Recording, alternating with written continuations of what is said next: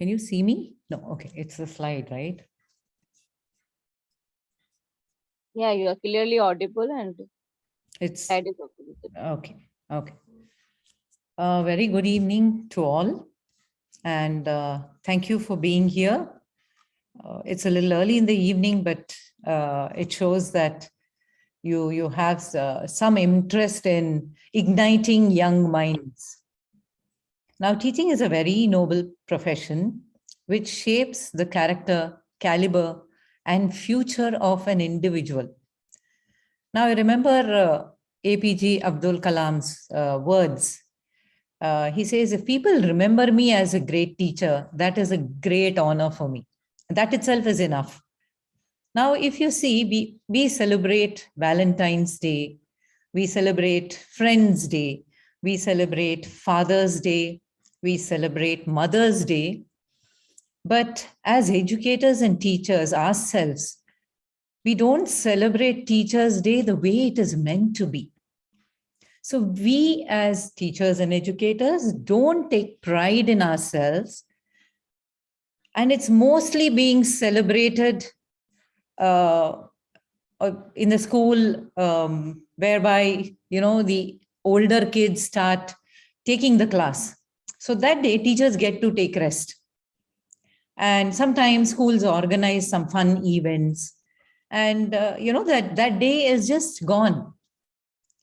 But today, I just want to make a point very clear that it is a great opportunity for teachers and educators to make an impact on young minds, to be contributors, and create a future generation that is self-sufficient in all spheres of their lives and well developed in social happiness in whichever field they may be.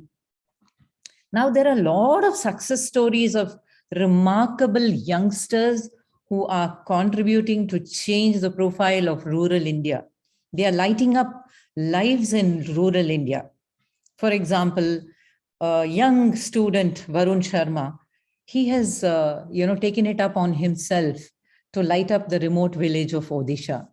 There is another girl, Nupur Gulani. She gave up a very good, lucrative job, and now she's working in rural India to educate the young minds. There's another girl, Shalini Krishnan. She quit a high-paying job. She was working in Cisco and getting a very good pay.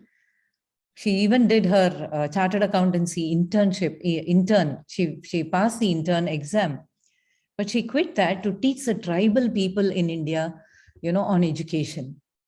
Then 2 young engineers transformed Bihar village with electricity because they believe that the basic needs are not being met. How will we expect children to get educated?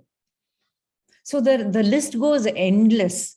So I think we should make Teachers' Day the most celebrated day in the country and tell these stories of these youngsters, what has been their contribution to society. Then this will revolutionize the entire country and the future generation. Now, my mind goes to a king who called his 10 ministers in his court. And he told his prime minister, the next coming week, we are going to have a ceremony whereby I am going to award all the people who have contributed to this kingdom being flourishing, and whereby all my subjects are very happy. People in this country are very happy. Everyone is satisfied in doing whatever job they are doing. So I want you to reward these people. So he called all the ministers for a meeting and he said, what do you think who do you think has contributed the most to the success of this kingdom? So one minister got up immediately and he said, of course, it's the engineers, because they designed the entire infrastructure that is in place. Your kingdom looks so beautiful. Your palace looks so beautiful. Now, without them, the palace won't be there. Without the dams being built, there will be no irrigation. So I definitely think the engineer has contributed to this flourishing kingdom. The next minister said, I have a different opinion, Your Highness. He said, the doctor. I believe the doctor is the one who has contributed the most. Because if you have sick people in your country, there's no flourishing. Everybody will be very, mentally tired, and they are not going to go for jobs. And you yourself was sick a year back. It is the doctor who has brought you alive.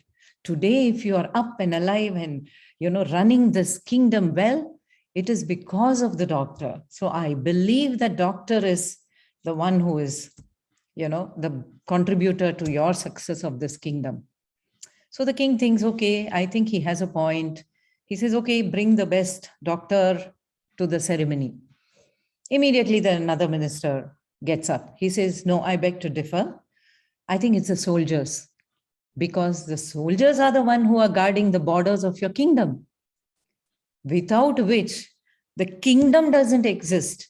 It would have been somebody else's kingdom long time back. You would have been a slave. You won't even be a king by now.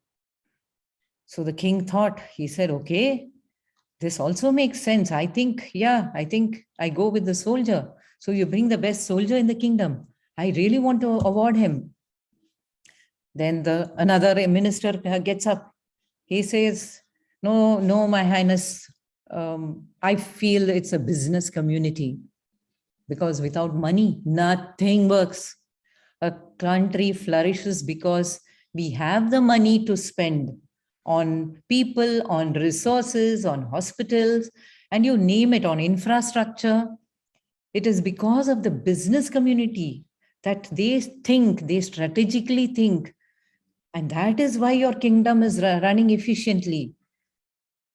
So I believe that the business community is the one that should be awarded, and not any other profession.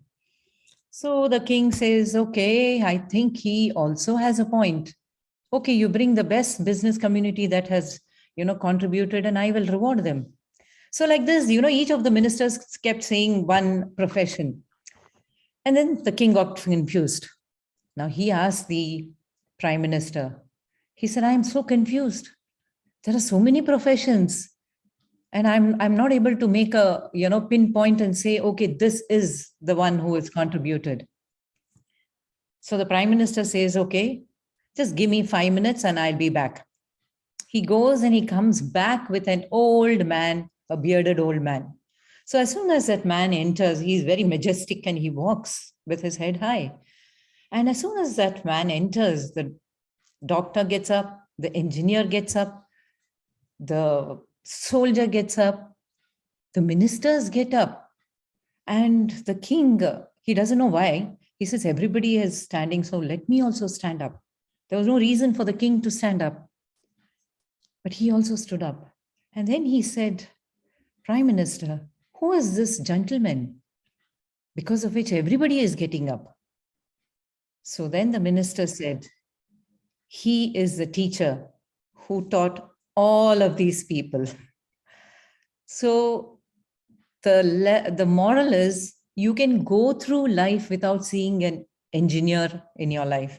You can go through life without seeing a doctor in your life. You can go through life even without having to experience a business community in your life. But no individual is going to go through life without encountering a teacher in life, because even teachers are created by teachers. Even the prime ministers, the presidents of countries, all have had a teacher in their life. So that takes me to the next slide. Now, I'm sure you all recognize at least 2 out of these 6 people, right? What makes them different from the others in the same space?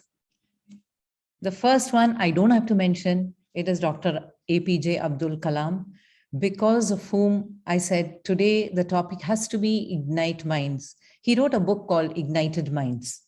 And in that, he said, he laid emphasis on having schools. First of all, have schools in each village and town. And he advocates that there is an urgent need for school to have basic amenities, good buildings, good ventilation, lights, airy and spacious classroom, safe drinking water, clean toilets, playgrounds, and teachers who provide a safe and learning environment for those children. So in his book, he wonderfully shares interactions with students, and he has captured it in beautiful ways. And I really want you all to read that book. Through his conversations with different children, he has realized that the true potential of the youth of our country is the teachers and educators should try to look beyond what only our eyes can see. Next, Dr. Sarvepalli Radhakrishnan, the first vice president. He was a very friendly teacher, very popular among students. One day, the students told him that they want to celebrate his birthday very lavishly. He was also very happy that students, are giving him that respect and importance and want to share a birthday. He said, okay, but he said it should be celebrated in respect of all the teachers in this profession who have contributed to education. And that is why we celebrate September 5th as Teachers' Day. He emphasized that education will be complete only if it includes training of the intellect, but also refinement of the heart and discipline of spirit. The next is Swaroop Sampath. I think a few of you may recognize her. She is an actor, and she won the Miss India title in 1979. Now, she has made astounding contributions to education. She has brought 450 children out of school in the tribal areas and brought them back to school. She has empowered 5.5 lakh teachers with life skills through drama projects, because of which the girl students today are prevented from getting into child marriages. And they have their, villages free of all these tobacco, people who abuse and sale of tobacco near schools. And they have good toilet facilities. So her goal was just make children more resilient through life skill education and to bring new methods to teaching that would help students and their teachers reflect, imagine, and build a sense of personal worth and agency. Now, the next below 3 teachers have won the Global Teacher Award in 2019, sorry. And the first person is Ranjit Disale. Now, he is known for his efforts to promote girls' education, and he pioneered the QR code textbook, which is a revolution in India. Now, he is now the World Bank's education advisor. He was actually a primary school teacher in Maharashtra. And after, enhancing the students' educational journey, he is now being a coach for a project aimed at enhancing in-service teacher professional development so that the students learn faster through technology. The next is Vinita Garg. She was a computer science teacher in a public school in Delhi. At that time, very, very few children chose computer science as part of their final school studies. And what she did is she said, I have to instill the curiosity in students. And she said, children are using the web anyway. They are using computers. But why is it that they are not interested in computer science? So what she did is she designed an e-content in the form of blogs and in the form of apps, Android apps and videos, so that the students could enjoy learning at any time, anywhere, and on any device of their choice. Now, Vinita encouraged her students to be so creative and use technology to try and solve the problems the world is facing today. Now, to her surprise, students came up with wonderful ideas and made prototypes for projects. They made how to protect Taj Mahal from acid rain. One child, created a Wi-Fi led ambulance and traffic signals. Two students were selected for the National Inspire Award in 2018. And slowly the average marks, her students in her class, it slowly rose to 93.5%. So it was an amazing journey contribution from her side as an educator. Now the next is Shuvajit Pane. He had a degree in economics from the Presidency College. He was a role model teacher working to bring out the voices of underprivileged rural children. He quit his dream job with IBM in London. He had owned high-tech gadgets. He had gone on foreign trips. He had all the luxuries in life. Yeah, at 27, you just can't imagine the luxuries he had in life. But after working for 4 years, he said, this is not where I belong. I want to contribute something meaningful in life rather than just being in a multinational company. So he quit that job, and a friend suggested that the State Bank of India, they have a youth program, and he decided to collaborate with them. And it was a 13-month program, and there he was provided with a stipend. Their children are connected with NGOs, and they work towards building solutions to help people who don't even have access to basic facilities. So there were at least 35 villages and 10 states in India were having the basic physical facility. So he spent a lot of time teaching English, computer skills, building confidence, and offering career counseling to these children in the rural areas. So he planned to make learning a creative and interesting process. Thereby, it attracted more students to be educated. Now the question is, are we just teachers or are we educators? Now there is a subtle difference between the two. So let us just understand the basic difference. A teacher merely refers to a job title. A teacher comes to teach academics in school. All teachers cannot be educators. Teachers focus on finishing their portions, finishing the syllabus, finishing the curriculum. Teachers are usually qualified and formally trained. They would have undergone the B.Ed or the M.Ed training, whereas an educator takes care of the intellectual, moral, and emotional well-being of a child. An educator is a skilled teacher. She is focused on developing the life skills of students in her class. She focuses on development and progress of each child in the class.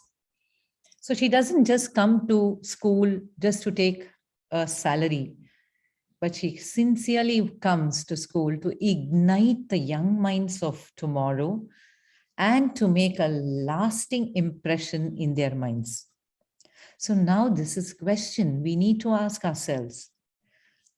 Let's pledge to move from just being an academic teacher to being an educator. Now, how do you want your students to remember you when you grow up? Do you want to make a difference in their lives? I just want to start with share a small story. Now, every weekend, there was this old man who used to visit the beach. And there was a small young boy far away. Every Sunday, he used to come there. And he used to pick up these starfishes that were lying on the shore. One by one, he would pick up and throw it into the water. So this was going on for a long time. One day, the old man, every time he would come, he would sit, he would watch this boy. He would keep throwing like that for an hour and he would go. and the old man would go back home. So this went on for a while. And after some time, one day, the old man went up to the boy and said, I have been watching you. Every time you come, you're just picking up one starfish and throwing it into the water. Don't you think you're wasting your time? Why is it that you're doing this? Because can you see there are thousands of starfish on the shore? You can't pick all of them and throw them back into the shore. Can you tell me what is the reason that you're just doing this? I feel you're wasting your time. The boy said, Grandpa, I think you have missed a point here. If I can make a difference to this starfish, I think I'm happy about what I'm doing. I don't think I'm wasting my time. I think I have made a difference to this particular starfish. And as long as there are how many ever starfishes I can lay my hands on, I am happy to just keep throwing them back into the river so that, they are back into their home. So the old man was very, very surprised at the mature thinking of that little boy, which he didn't have at that age of 80. So as an educator, let's understand what is our responsibility.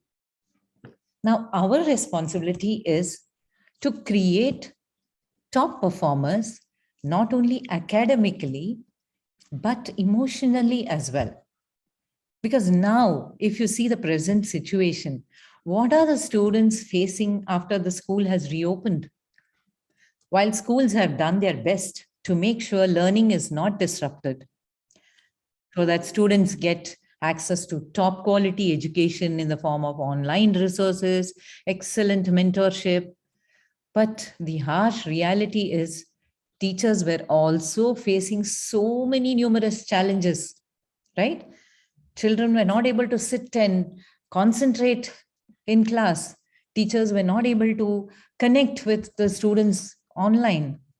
So once they were back, once the school reopened, now the children also are finding it difficult to write. They have lost touch with writing. It is a big problem. So they lag in time management skills.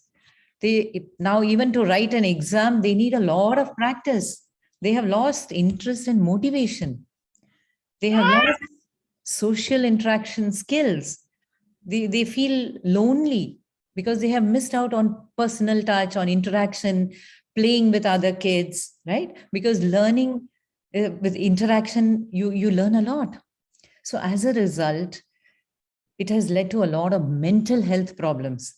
And that is why you see a lot of programs, webinars are on mental health. Mental health is deteriorating. So with a lot of this happening in the background, now teachers also need to adapt because they also fell into a comfort zone, right? Because they were also happy at home. They could do work-life balance. It was a good, while teaching was a challenge, for them also getting back to school, now getting up early, getting ready, packing boxes. So there was challenges on both ends. So as an educator, what is our responsibility? Now there was a survey that was conducted across people, professions, across industries, across sectors. Now this survey was conducted when things were normal. And this is the result. So as Abdul Kalam ji said, it does not tell us to, if you see, the top performers are 13%. They are the minority. Whereas we have a majority of average and poor performers, which is 87%. You see a 60 and a 27. Now, what makes them different? Like in the second slide, I had put 6 people, 6 teachers, educators. What made them different? They think and feel differently. They don't think ordinary. They think extra. What extra can I do? Yes, I am a teacher. I have to teach the curriculum. But how better can I do this teaching?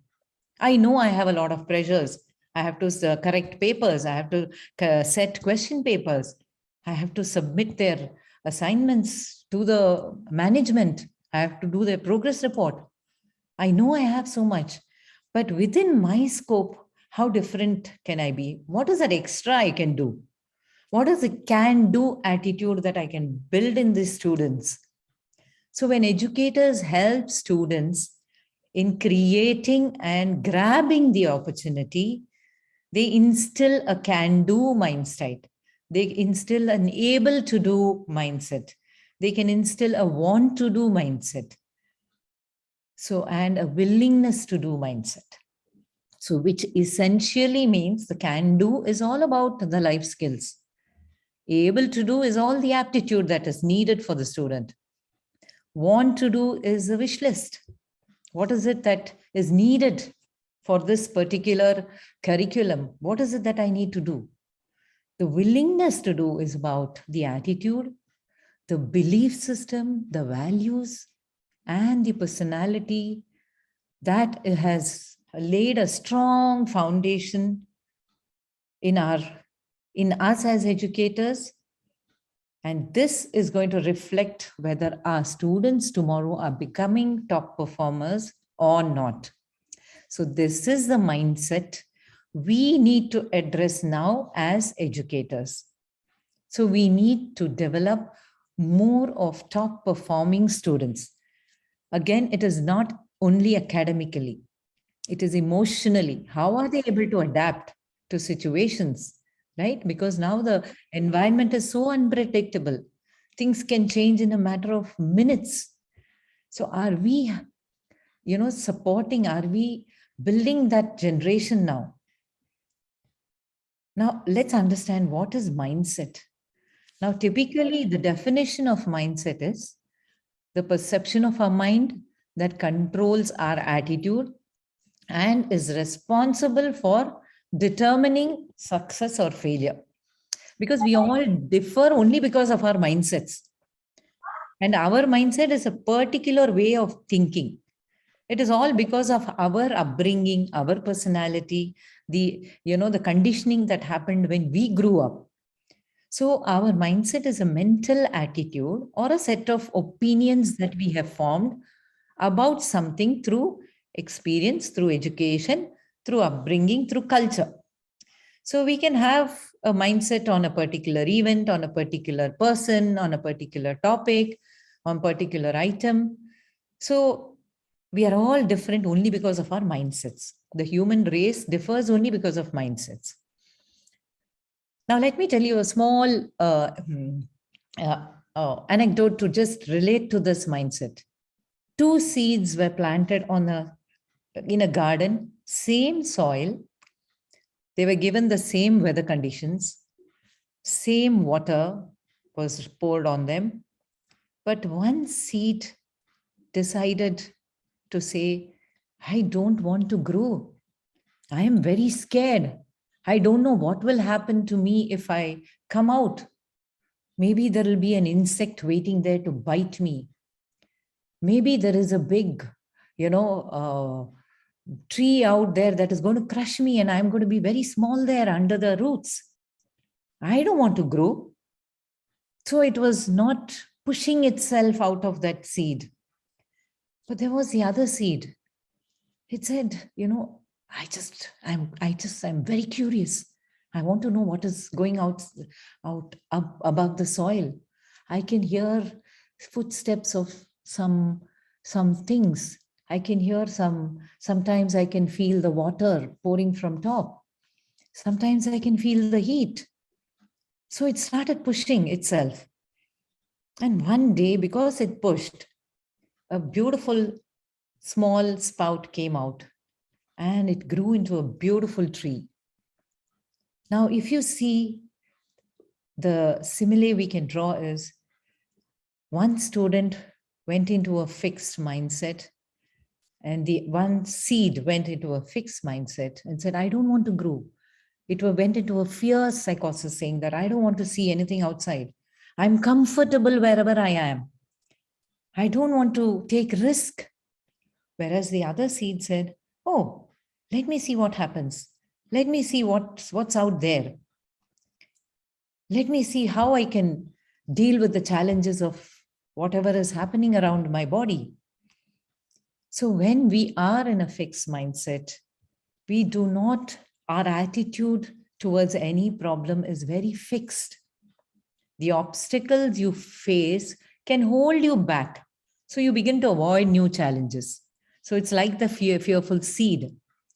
So what's the point in trying? Nobody is going to help me with resources. The school is not giving me anything much to do. If I go and ask something, they don't give me any resources. They are not supporting me. So things like that. That is going into a fixed mindset. Whereas a growth mindset is very adaptive. It makes you believe that if with effort and perseverance, you can achieve anything, you can achieve your goals. It's how your life is adventurous. And you accept that failure is a normal part of journey. And all these obstacles are going to make me stronger. I'm going to learn more. So it instills a solution finding mindset. And it adjusts itself to the situation. Now, if you see, before the pandemic, we all thought only face-to-face teaching is the best, right? We never used technology to this extent. But once the pandemic happened, we all adapted our teaching methodologies. We ourselves were surprised that at this age, I can learn this. I can go and create forms. I can create projects. I can teach through computers. So you got into an adaptive mindset. So now educators are dealing with a pandemic mindset. Now, if you observe the behavior of students who have returned back to school, some of them have developed some of them have got into a fixed mindset, saying that I can't do this, ma'am. I need, my mother's help to do this. And even parents have started doing the projects for students. And sometimes, some children are overconfident because they have so much of information on technology. It is overbearing. So they may say, ma'am, I know all this. I don't want to do this. So either they have become dependent on somebody or they become overconfident due to available resources in their fingertips. So how does a positive mindset create or impact a change? Now, great things can be achieved by addressing mindsets. If I go back to that second slide where Vinita Garg, she showed a positive, creative mindset. And because there are two examples where I can relate here. She did a role play. It's called Badbhedia, where, she involved students and she called the village committee to watch this role play, the drama. And by that, she put an end to child marriage. Through that, she drove that till female children need to be educated.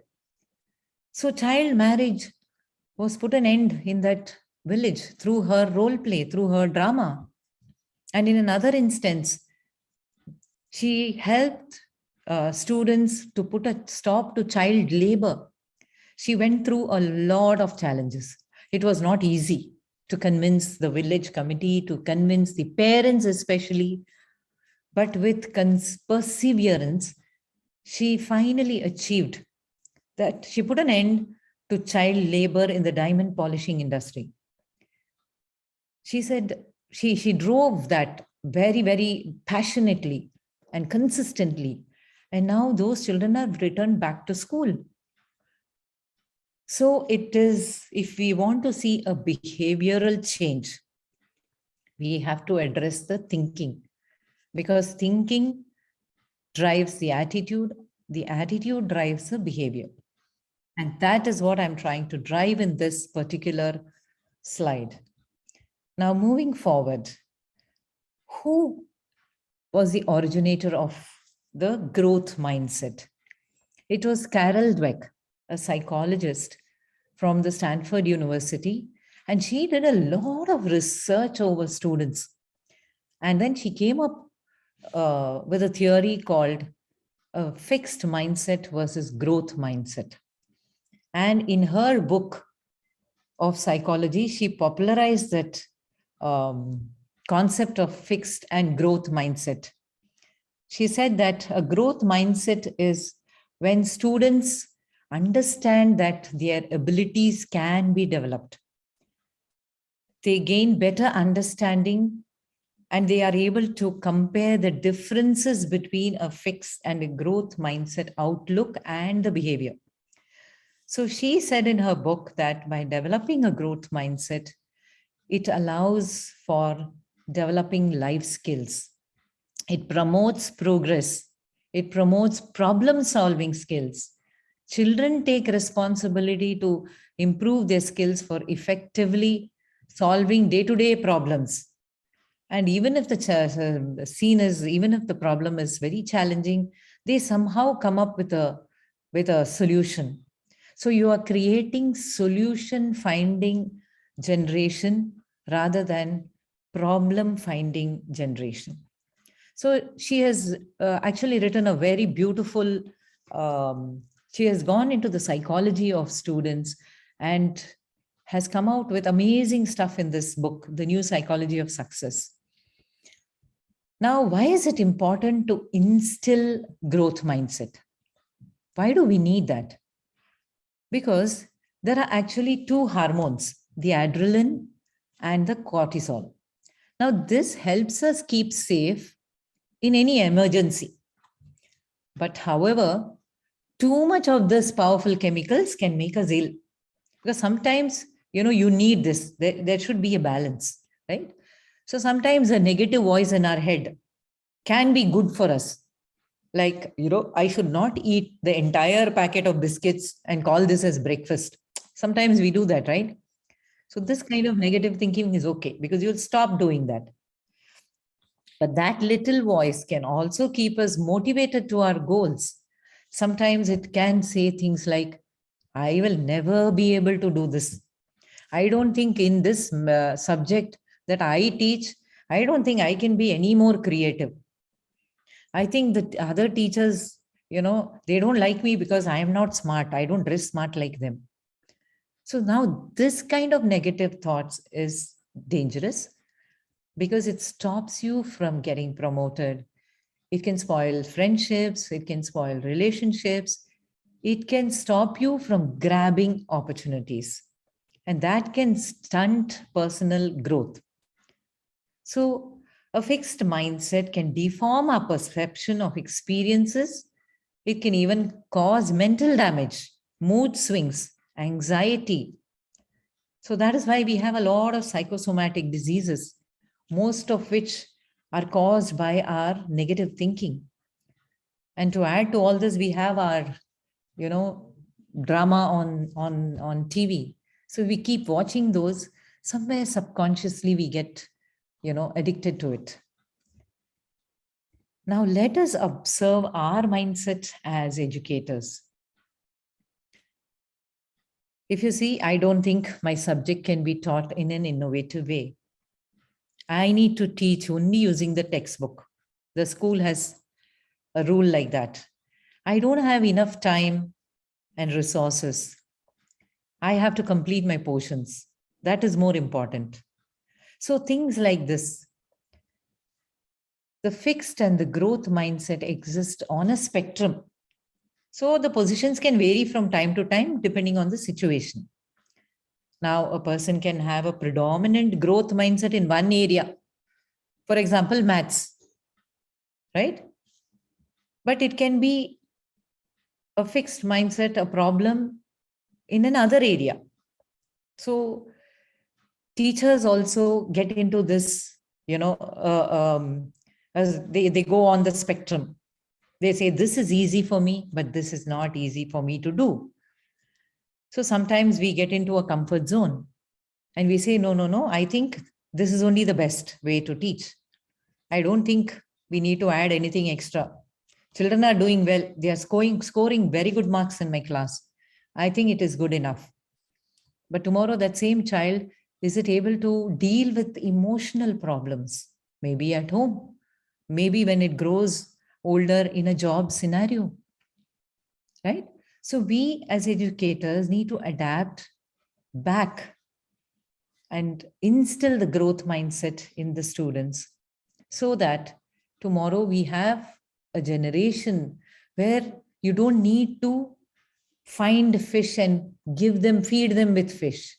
You teach them to fish for any day, a stormy day, a windy day, a sunny day, and they will manage. Now, simply put, a growth mindset is believing that your brain can grow. You can learn many new things at whatever age. It is just that you need to adapt and think that, yes, I can do. So the brain is like a muscle. So when you lift weights in a gym, when you go to the gym and lift weights, it makes your muscles strong. Similarly, when you exercise your brain, when you are in a growth mindset, your brain becomes very creative, very contributive, and adaptive by nature. So it is important to teach our students that they can do it. They are capable of doing much more than they can imagine. So you can tell the children in the class, I believe in you and your capabilities, even if you don't. But this will make them internalize these beliefs. So tomorrow, if there is a small hesitancy, your voice as a teacher will ring in that student's mind, and the student will say, okay, let me try. Maybe it's okay. Maybe I'll fall. It's fine. But my teacher told me that day, it's okay to try. There's no harm in trying and failing, right? So we need to make them internalize these beliefs.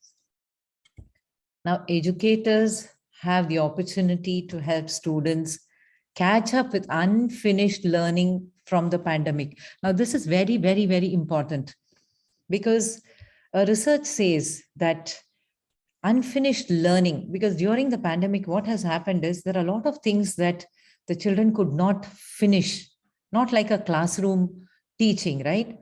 So teachers also could not emphasize certain things. So the learning was deteriorating, not only on academics, but also on broader health and well-being of students, because there was always people at home, talking negatively, and there was so much of noise in and around, so the student cannot focus on the class. So there were so many things that were contributory for this.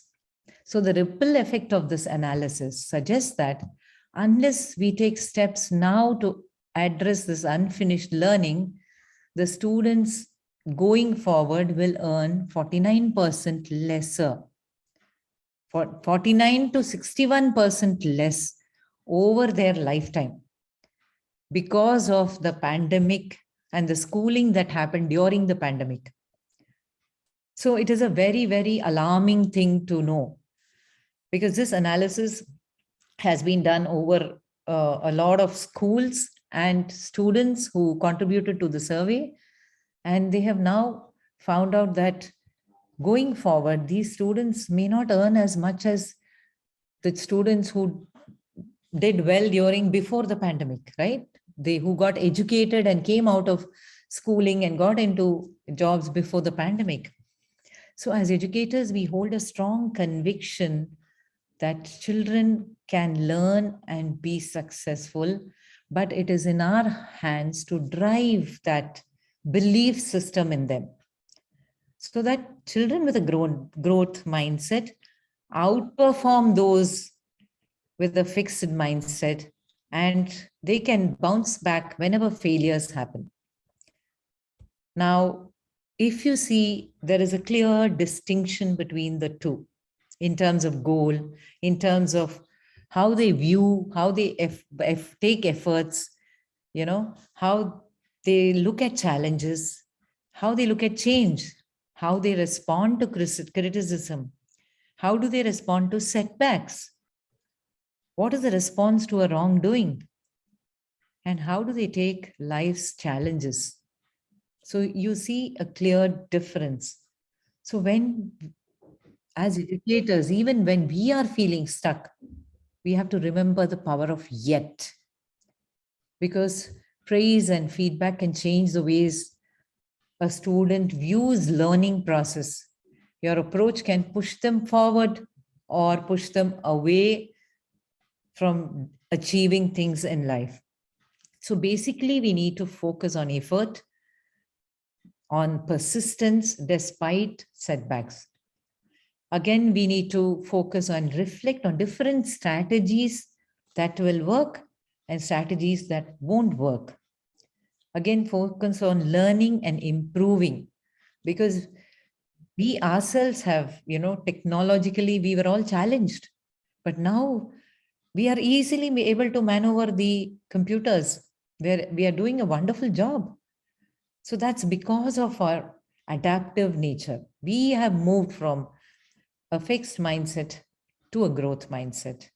And as educators, being in the growth mindset is going to help the students going forward and the generation that is going to flourish and make the country proud. So now this is a small activity. If you can just do it now, you can just note down in a paper or a notebook for every question. If you're able to say you agree, you strongly agree, you disagree, and strongly disagree. Now, your intelligence is something you are born with. You are either born intelligent or you are not. For the statement, you write down there whether you agree, whether you disagree, whether you strongly agree. So I want you to do this exercise now, and I want you to see the result in the next slide. Because this will tell you whether you are in a growth mindset or whether you are in a fixed mindset or whether you are in the middle. You can always improve your intelligence. You are not born with a set intelligence. Do you agree? Do you disagree? Do you strongly agree or do you strongly disagree? Anyone can be musically talented. You can just put SA or SD, A and D. That will be faster. I don't like trying new things. I do not like to receive feedback, constructive feedback, especially if it's about an area I understand well. Math is much easier to learn and raised in a culture which values math abilities. The more effort that you put into something, the better at it you will be.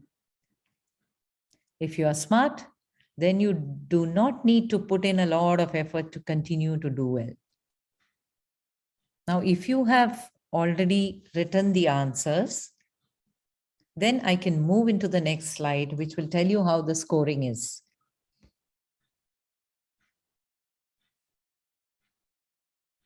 I'll just give a few seconds so that you can just reflect on the statement and write agrees, disagrees.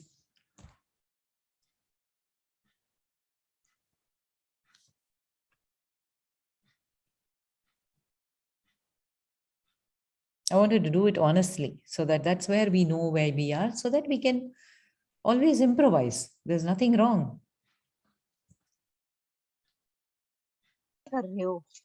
Yeah. Now, if you see, कोई नहीं can you mute yourself? बस इसके बीच में फट्टे लगवा लो, एक लकड़ी का इधर एक इधर बीच में, नहीं तो एक ऐसे काम चल गया तो स्टील की लगवा दूंगा, एक इधर एक इधर. I think you need to mute yourself. I think I have forgotten to put the scoring here. I will let you know once the session is completely done. Just hold on to this slide and I will give you the scoring. I've just forgotten to put the numbers there. Now, what is a key rationale and strategy to support growth mindset? We just have to understand that everybody makes mistakes. Making mistakes gives us an opportunity to think differently and to learn. So children should be given the ability to make their mistakes and learn from that. So we should encourage, children to discuss before giving the answer to a problem. Tell them, discuss. What do you think? Is there any other different way to come up with a solution? Now, to give a very simple example, whenever our children at home, the younger children, when they are learning spelling, they'll come and ask, Mommy, I want to know the spelling for Cincinnati. My teacher has told me I have to know the spelling for Cincinnati. So as a parent, at that moment, do you just say, okay, it is Cincinnati. Go and do your homework. I gave you the answer. Why? Or do you say, oh, I also want to know this spelling. Can you bring the dictionary for me, please? Let us both together look up and find out the spelling for Cincinnati. So this way, we are driving the child to look at a different place for an answer. We are not giving them the solution. We are encouraging them to find the solution from the dictionary. So it should start young, right from as they are growing up as parents, because parents are the first educators. They are the role models to our children. So every teacher is a parent. So we are educators there. Can you please mute yourself? Can you please mute yourself? So realistic thinking will eventually become second nature to you. When you start implementing growth mindset, that will become, very easy. It becomes your second nature because the brain starts to think differently. It gets used to that. And you will soon notice that your confidence has increased. And when your confidence increases, it reflects on the student's behavior as well. So along with your achievements, along with your learning, the student also gets their learning and their achievements on the way. Right? There is too much of noise. So let us connect and empower and enrich the mindsets of our students. Now here, I want to tell a very nice story that made a very nice impact on me as a teacher. So there was this teacher who used to come to school every day in the morning. And every day in the class, she had a habit of, saying, good morning, children. I love you all. Knowing very well that she was lying. Because she did not like a couple of students who were, very naughty, who would not sit in one place, who would ask questions. And very particularly one boy, Mike, who was very quiet, who was not very clean. His hair was not combed when he came. His shirts were not ironed. He would just come like that. So she had a particular dislike to that boy. And so she would always pick on that boy, Mike. Now it was a time for the end of the year and the teacher had to write progress report. Now Mrs. Brito started writing the report card for every child. And it was a turn of Mike's progress report card. And she said all negative remarks. And the whole bunch of report cards went to the principal. Right? Hello? I want you all to mute yourself, please. Excuse me, why don't you mute them all yourself? Because Where it's do I do disturbing that? us. Why don't you mute everybody?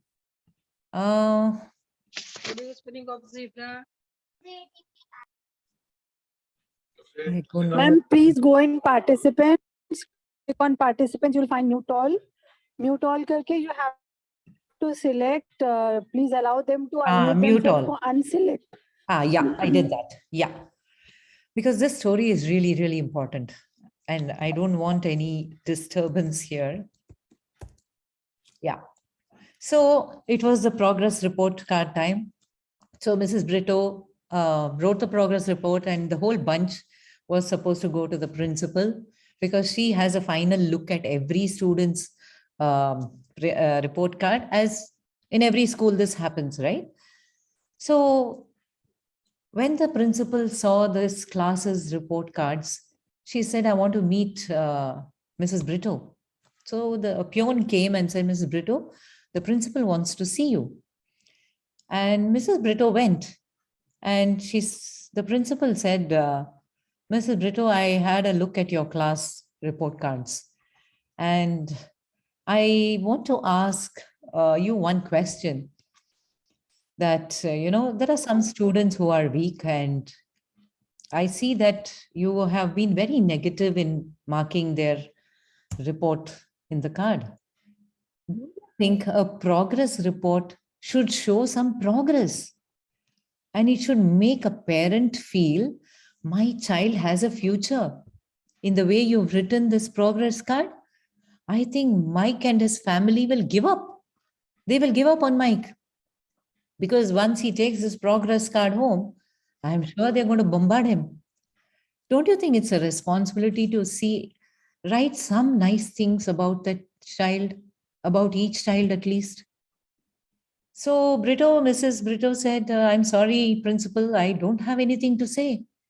There is nothing I can write positive. He comes so badly dressed. His hair is not combed. He doesn't talk to anybody. He doesn't write. He is in his own world. So immediately the principal said, okay, please wait. She called the administrative staff and she said, can you bring Mike's report cards for the previous 3 years? So the staff went and brought the previous 3 years. So in his grade 7th progress report card, the teacher had marked Mike is the brightest child in my class. I am so glad to have him in my class. Very enthusiastic, very good in his work. So Mrs. Brito was stunned by what she read. Then she looked at the 8th standard progress card. So progressively, all the remarks suggested that it was going down, the marks were going down, and the reason was his mother was suffering from terminal cancer. And she was not able to give the attention she used to give Mike in the beginning of her grade 7. And this was beginning to show up on the performance of the child. So now, beginning of his 10th standard, this child had lost his mother. Once he lost his mother, he lost himself also. And so the teacher in the 9th grade, in the final exam, she had written a remark. She said, Mike has lost his mother. He desperately needs help. Otherwise, we will lose a good child by the end of this year. Reading this, Mrs. Brito's eyes were filled with tears. She looked at the principal and she said, I'm so sorry. I know what to do. And she went back to the class on Monday morning. She walked into the class and again she said, good morning, children. And she said, I love you all. This time again, she knew she was lying because her love for Mike was far greater than the rest of the class. And she had decided that she's going to change the approach.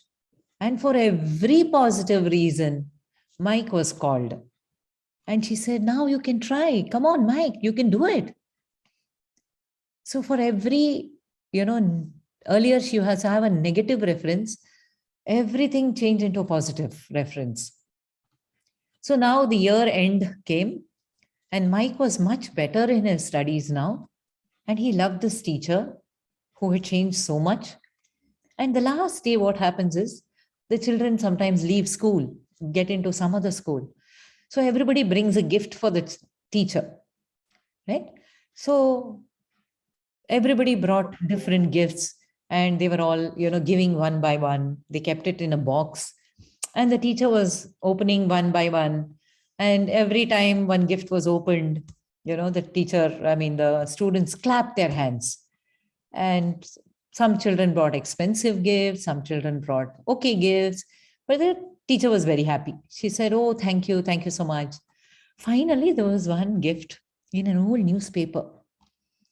And she opened it and there was a bottle of perfume which was used. There was very little left in that. And there was a bracelet. And in the bracelet, there are a few stones which had already fallen off. Now, looking at that gift, the whole class started laughing. And they all knew this is Mike. But without saying anything, Mrs. Brito just took the perfume, she sprayed it on herself, and then she wore the bracelet. She said, "Wow, I like the smell. Interesting. This bracelet looks so nice on my wrist." And that made Mike smile. He took a small smile and he looked at the teacher. He said, "Ma'am, you're smelling like my mother. This is the last perfume she used before she left me. This is what was removed from her body before she was taken into the coffin." And Mrs. Brito was so happy, so emotional. She just hugged Mike. The school bell rang and everybody left and the students finished grade 10. They all moved on to grade 11, grade 12. So every year end, there would be a note on her table and with a message written, "Mrs. Brito, I have met many teachers in my life, but you are still the best teacher I have ever seen. Love, Mike." So she got this every, till the Mike left school. Now years rolled by. Mrs. Brito retired. They lost touch because students go abroad, study, right? And one day Mrs. Brito was sitting in her home and the post arrives. And she takes the post, she opens it, and it is written, "I'm getting married now. And there is a flight ticket for up and down. And I will personally come to the airport and receive you. And without your presence, Mrs. Brito, I cannot imagine getting married." So Mrs. Brito first thinks, who is this Mike Palazzo? Then she realizes, oh my God, that little boy in my class who was, not very well-dressed, who was, to himself. I can't believe. And below that, it was written Mike PhD. He had completed his PhD. So she said, yes, I will go. So she takes the flight. She reaches the marriage venue. It's in a church. She enters the church. And there is a seat in the end.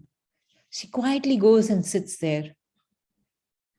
And she just watches the altar in front. And she sees, a very handsome young man and a very beautiful girl standing there and talking to a couple of friends. Now, for some reason, Mike turns back. I think he had that feeling, the connect. And he turns back and looks at the last seat. Immediately he walks. He comes there. He holds the hand of the teacher and he says, "You can't be sitting here. I have a seat for you in the front." And Mrs. Brito had put the last drop of perfume that he had given on her. And she wore the bracelet that day to the church. And when he came close, he said, "You're still wearing that perfume, Mrs. Brito.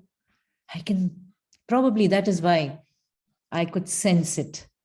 So he takes Mrs. Brito to the front, to a chair that is vacant. And he makes her sit there. And on the chair was written mother. He whispers to her ears. He says, "You are the closest to my mother that I have ever experienced in my life. And whatever I am today is definitely because of you, ma'am. You brought that positive thinking in me when I was a child. When I was not doing that well, you encouraged me with a lot of positive things. You encouraged me, you gave me the confidence. And today, if I am a PhD, it's because of you. So you are the closest to my mother." So the wedding happened, and tears were rolling down Mrs. Brito's eyes. And after the wedding, he introduced his beautiful wife, newly wedded wife. He said, "This is Mrs. Brito. Without her, I wouldn't have been where I am today. Her encouragement kept ringing in my ears that I can achieve more than my potential." For which Mrs. Brito said, "Without Mike, I would have never realized that a teacher can make such an impact. And he made me realize that a teacher must first be a mother to every student and then be a teacher." So this is just my request to you all, that there is a mic sitting in your class somewhere, and when you go back to your classroom on tomorrow, don't go to the school as just a teacher.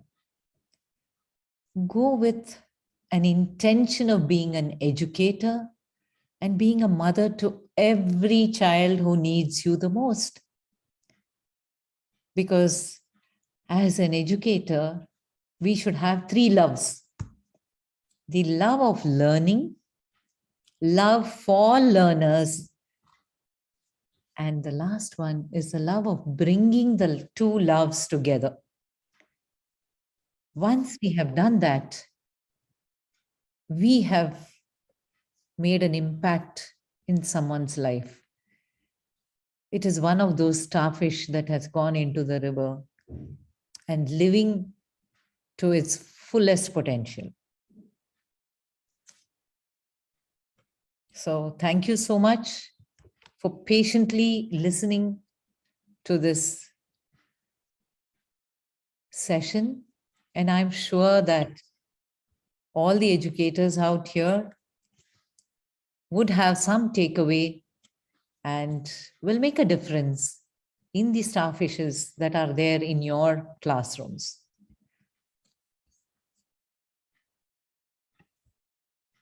Beautiful session, Rama, beautiful session.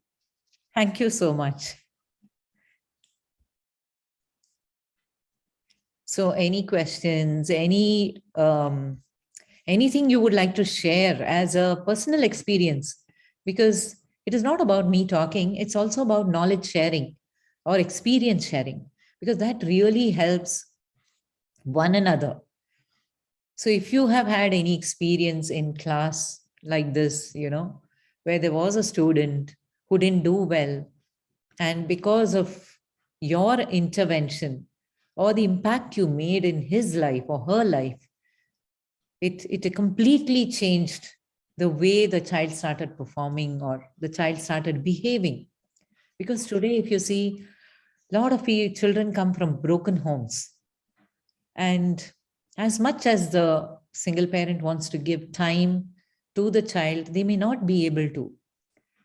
And that can have an impact on the student in its performance. So are we as educators being their mother? It is not easy, yes. We have to be that 13%. So every day in the morning, when we get up, we take a pledge. Okay, today I'm going to class. Today I have so many children. I am the mother of so many children. As a mother, don't we take so much care of our own children at home? We want the best for them.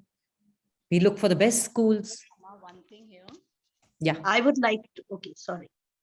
Yeah. Yeah, Preeti. Yeah. Means like when I was teaching in the. I would like to share an experience. Yes, Preeti. And this has happened with me personally, where my life had changed. I changed myself completely. Mm-hmm. It so happened that last year, Mm-hmm. that was 28th of July, and my son somehow had to be hospitalized Okay. under the circumstances of depression. And you could say that he was always happy, and he's in class 10th, right? So he used to be so happy all around, chirping and all. At times he would go into a different mood. And I, being a teacher in the school, and dealing with so many children coming to my office, I never understood that it will happen with my own child, because sometimes we take it for granted. Absolutely. Right. So it was only when it happened with me, when I'm the senior school coordinator. So every time a child used to walk into my office, I always used to think that these children are living in the boarding. They don't have the parents here. So we are basically their parents. Every time the shoulder to cry and cajoling them, scolding them, and again calling to the office and, hugging them to brighten them up. That the mother's job also and a teacher's job also combined. But I do not know where in that flow, it for our own children, we have not seen. And when doctor said the third day he was unconscious, and doctor said, I'm sorry, I won't be able to save his life, was something that changed me completely. When I started, it was like a teacher, like we expect marks also, we expect, though with others I never, but he is good at studies. When a person is of 98% caliber and he is not producing that, then you feel bad. From that day onwards, I promised myself I'm not going to tell anything to him, nor to any other child. Whatever they feel happy about, we should just let them live, go at their own pace. And from that day, when I changed myself, yes, he is with me. God's grace, a second life to him, and a very important lesson for my life. I have changed, and now I see he has become so serious. He himself comes and says, Mama, I have got my pre-board, I have to do this, and the entire thing, he's back to his 95. I cannot say 98 and 100. I don't want now. I'm happy with 60%, but I want him with me. And same thing happened. And in school also, I've changed my motto. Whenever I see any child who is lagging, I sit there till 5 o'clock. I sit with that child for say 3 or 4. I say, I am here. Let us do it together. We will do only this much today. I don't know physics. I'm from humanities background. I sit with the child for physics, for chemistry, and I tell you, do it at your pace. Where you will be not able to do, I'm going to ask sir to help you out tomorrow. I will free him for you, because 12th board, 10th board are important. Right. And I see a change in the students' attitude, ma'am. They have started. Absolutely. Yeah. On their own, they have started. So I really wanted to share this, that we need to be a bit mellowed down. We cannot be very harsh on our children. Yes. Yes. So Preeti, that was a great experience sharing. And it shows that when you let go of our rigid, fixed mindsets, how the child just takes ownership. The child flourishes on its own, but we need to create that environment. As educators, it is our responsibility that we create a learning environment, give that emotional support. We don't know. We do not want a negative thing like this to happen for a change to come in us, right? So every day in the morning, as educators, you, from today, don't call yourself teacher. Be proud that you are an educator. Yes, teaching academics is part of your job, but there should be a paradigm shift in the mindset that I am an educator. If somebody asks you, you want to introduce yourself, say, I'm an educator. I educate my children, not only academically, but I support them in emotionally as well. So what happens is, subconsciously, you are also very proud that you are, doing this job. You are happy in what you're doing. And subconsciously, when children also see that, they want to contribute back to society. When they grow older, you will see them connecting back to you. You create that impact, and they will remember you for life. So the whole purpose of this choice of this topic was, we have the opportunity, we have the role in our hands, but are we doing that extra from the ordinary to be in that 13%? Is what I would like to drive through this webinar. Oh yeah, Preeti, you want to ask something? 1 second, let me just unmute. Yeah. Yeah, you can talk. Yeah. So I was teaching in Billabong school, Mm-hmm. and I was given grade 4F, and we came to know that the 4F grade, this F section is for the weaker section, weaker Mhm. students. And I was feeling so disheartened. Why I'm teaching so good? Am I not capable? Why I have been given this class and all? And I Mm. was very disappointed getting this class. And Mhm. class was also means like the grade 4 was upstairs, but I was given a class down somewhere. So I Mhm. and the negativity is coming to me because all my colleagues were behind me. They were laughing and they were teasing me, as I feel like that. And I Mm. was very disappointed. I couldn't take the class. Every time their tears were in my eyes, and I cannot actually express also. Mhm. Directly went to director, Mhm. and I said, I want to talk to you. So she said, yes. I said, first of all, two things I want to ask. Why you have given me grade 4 F, Mm. and why you have shifted me down. Okay. Director means just stared at me, and there was a smile on her face, and she said, Mhm. Preeti, we were seeking teachers who can really take care of the students. So I've observed that you have Mm. that something in you, like you are inclined towards the students, you are taking them as your children.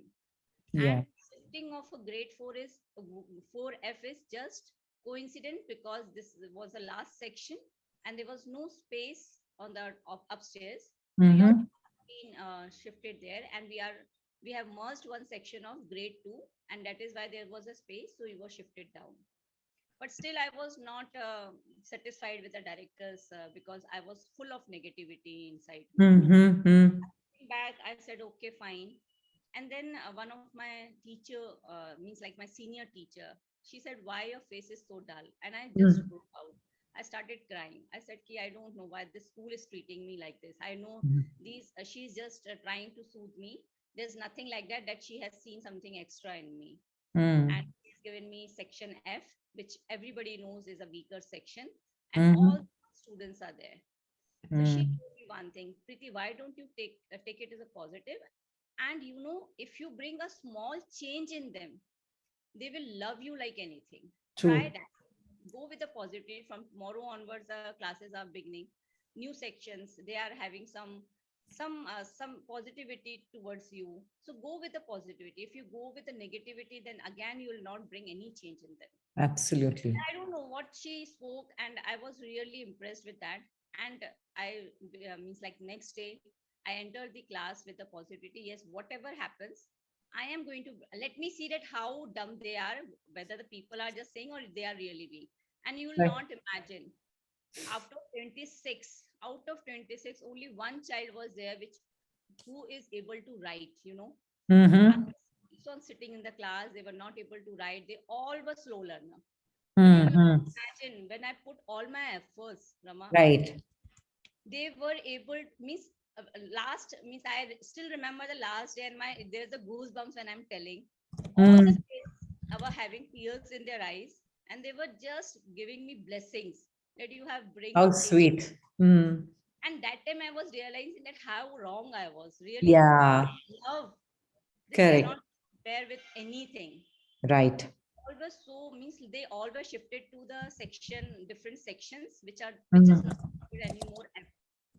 And my director was so happy, I was so happy, and parents were literally giving blessings, and that I cannot really forget. And I just want to say, like, yes, we can bring change with our small Absolutely. Absolutely. so this is all I want to say. Yeah. Thank you, Preeti. That was very, very, very, touching. And yeah, we have the power to, either make or break the students' life. So let us take it in our hands to, make it amazing for them in the future. And this is the scoring. So you had 8 questions, and the scores are ranging from 0, which is a fixed mindset, to 24, which is a strong mindset. So you see where you have answered, agree, disagree, strongly agree, and just do your calculation. And today you know that, okay, I am not yet there in the growth mindset. So then I have the opportunity to make a choice. Today, by chance or choice, I am a teacher, I am an educator. But I will make a choice to bring a growth mindset in myself first and then in my students. So this is the scoring you need to note down. Anybody else has any other wonderful experience? Please share. Because this really gives, other educators a lot of positivity and, scope to think that, yes, even I can do this. Even I have a student like this. Even I had gone through this emotion which Preeti has gone through. Right? So if you have any, such incidents, you please share it. This is a very good forum for us to learn from each other, and not just take it as a webinar and leave.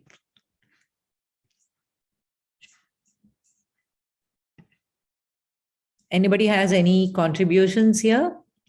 And please make it a point on Teachers' Day, all educators and teachers, read about all these youngsters who have contributed amazing things to India, all in their very prime age. A lot of them have, the family was not for it. The parents, as usual, as any parent would, how can you leave a lucrative job? I have spent so much on your education, and now you have a fantastic job. How can you just throw away the job and come and stay in some village and just educate some people? Read them. They are the real life heroes. All these Bollywood actors are not. These children are, who have gone and now come back to contribute to the rural India and make India proud on the map of the world. If today, and we have the support of our Prime Minister, so we also collaborate to this ecosystem and make it work, right? So, yeah, any final thoughts for anybody?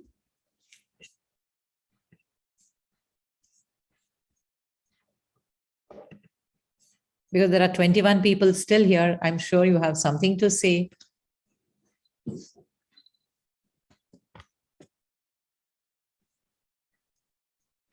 Otherwise, we can wind up this session. And you can just leave your email ID in the WhatsApp group, and I will send a form for you to fill. And any of you have any other questions, you all can reach out to me. You can mail me at lifecoachrama@gmail.com. I provide career counseling to students to choose the right career path. Right? So you all can reach out to me anytime.